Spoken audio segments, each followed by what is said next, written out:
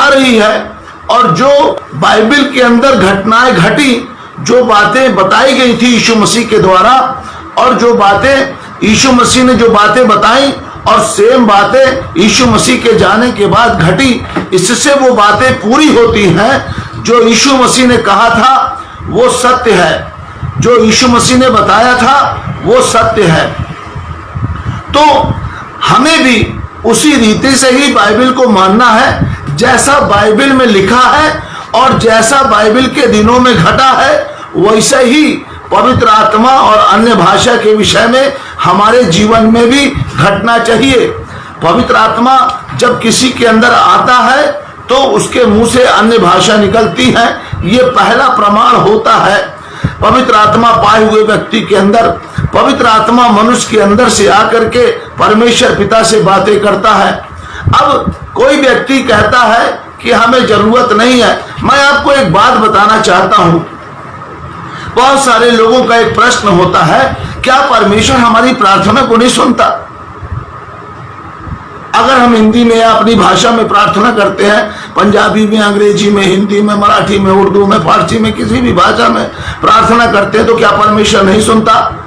परमेश्वर ने क्यों सिस्टम बनाया है बाइबल के अंदर, क्यों ऐसा लिखा हुआ है कि जो अन्य भाषा में बातें करता है वो पिता से बातें करता है? तो हम क्यों अपने मन की थोपते हैं, क्यों हम अपने मन की चलाते हैं कि क्या हमारी प्रार्थना परमेश्वर नहीं सुनता? लेकिन बाइबल के अंदर जो बात लिखी हमें उसे पूरा करना है। बाइबल में जो प्रभु यीशु मसीह ने बताया है और जो प्रेरितों के द्वारा उसने बताया है उसे हमें मानना है।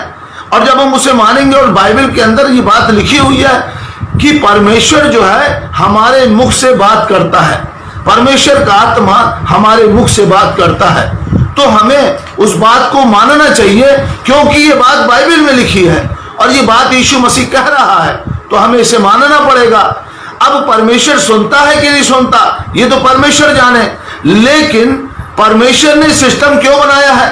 अब मान के चलिए, सपोज दैट हम मानते हैं कि परमेश्वर हमारी प्रार्थना हिंदी में सुनता है, अंग्रेजी में सुनता है, तो हम पवित्र आत्मा, हम अन्य भाषा में बातें नहीं करते। भाई हम क्यों करें अन्य भाषा में? परमेश्वर तो हमारी सुनता है। तो हम किसको इग्नोर कर रहे हैं?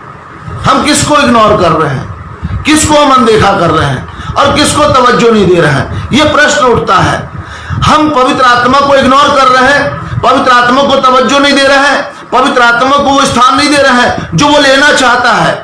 पवित्र आत्मा वो स्थान लेना चाहता है कि हमारे हृदय के अंदर आए और हमारे हृदय के अंदर से, हमारे अंदर से पिता से प्रार्थना करे, पिता से विनती करे। किसके लिए विनती करे? क्योंकि अब आप बताइए, आप हम तो अब हिंदी भाषी हैं, अब हमारे अंदर पवित्र आत्मा नहीं है।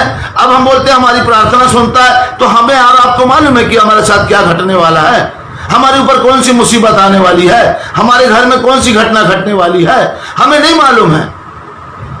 ये बात पवित्र आत्मा को मालूम है। तो इसलिए सिस्टम बनाया गया है कि जो पवित्र आत्मा परमेश्वर है, अंतर्यामी है, जो आज से दुनिया के अंत तक के बारे में उसको पता है। हमारे साथ क्या होगा, आज क्या होगा, कल क्या होगा, परसों क्या होगा, तरसों क्या होगा, 6 महीने बाद क्या होगा, 10 साल बाद क्या होगा, उसको सब मालूम है।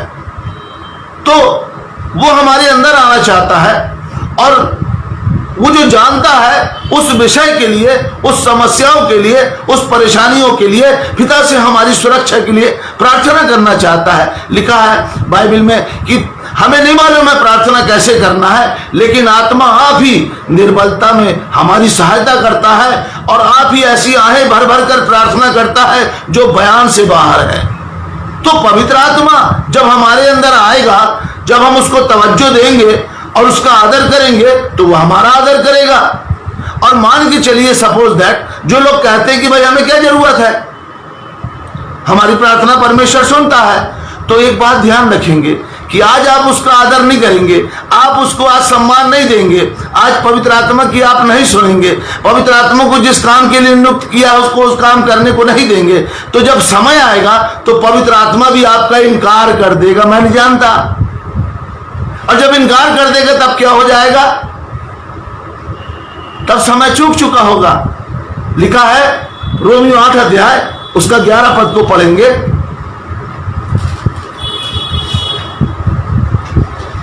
यदि उसी का आत्मा जिसने यीशु को मरे हुओं में से जिलाया, उसी का आत्मा यानी पवित्र आत्मा जिसने यीशु को मरे हुओं में से जिलाया, आगे बसा हुआ है, तो जिसने मसीह को मरे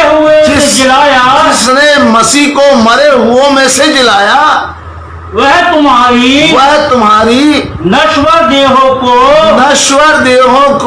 भी अपने आत्मा के द्वारा जो तुम में बसा हुआ है जिलाएगा। यदि परमेश्वर का आत्मा आपके अंदर नहीं बसा हुआ है तो आप जिलाए नहीं जाओगे। तब जो लोग उठ करके जा रहे होंगे आप उनको देखोगे और छाती पीटोगे और पछताओगे, हाय मैंने क्या किया, परमेश्वर के आत्मा को मैंने तवज्जो नहीं दिया। नूह के दिनों में भी यही घटना घटी। नूह जब बता रहा था लोगों को, मुनादी पीट रहा था कि देखो मन फिरा लो और लौट आओ, क्योंकि परमेश्वर सृष्टि को नष्ट करने पर है। लेकिन उन्होंने नूह का मजाक उड़ाया और नूह जहाज बना रहा था तो शायद मेरे ख्याल से उसकी खिल्ली उड़ाते, अरे नूह बाबा ये क्या कर रहे हो आप, अरे नूह पागल हो गया है, अरे ये जहाज बना रहा है। जब समय आया पानी गिरना शुरू हुआ, पानी 1 फुट बढ़ा, 2 फुट बढ़ा, 3 फुट बढ़ा, फिर कमर तक आ गया, फिर हम डूबने लगे और वो चिल्लाने लगे, नूह बाबा हमें बचा लो, नूह बाबा हमें बचा लो। तब तक समय क्या हुआ था, जहाज का दरवाजा बंद हो चुका था और कोई समय और कोई अवसर नहीं मिल रहा था उनको, और वो सब जल प्रलय में नष्ट हो गए।